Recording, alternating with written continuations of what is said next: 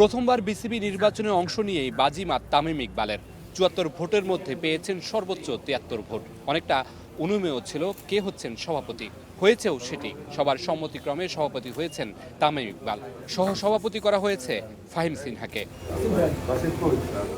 নির্বাচিত হওয়ার পর গণমাধ্যমের সামনে কথাও বলেন নতুন সভাপতি, বার্তা দিয়েছেন ক্রিকেটকে সামনে এগিয়ে নিয়ে যাওয়ার।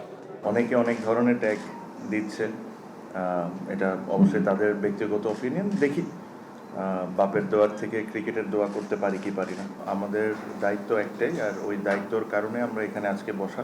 ওটা হলো বাংলাদেশ ক্রিকেটকে সার্ভ করা আর বাংলাদেশ ক্রিকেটকে সামনের দিকে নিয়ে যাওয়া। আইডেন্টিটি আমার জন্য ম্যাটার করে না, আমার জন্য ম্যাটার করে যে মানুষের কি ইন্টেনশন।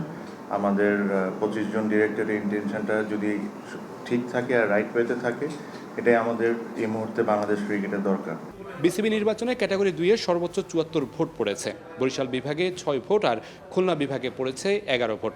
বরিশাল বিভাগ থেকে মিজানুর রহমান আর খুলনা থেকে নির্বাচিত হয়েছেন শফিকুল আলম ও শান্তনু ইসলাম।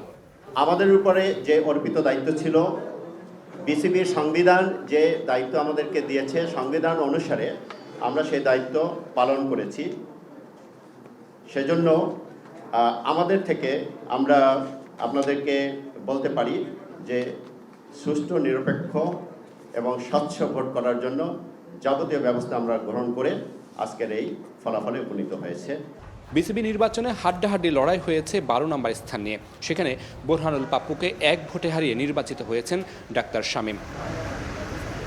এনএসি থেকে নির্বাচিত হয়েছেন সরফরাজ আহমেদ ও শেখ মোহাম্মদ রুহুল আমিন। Mamunur Rashid, star play, Dhaka.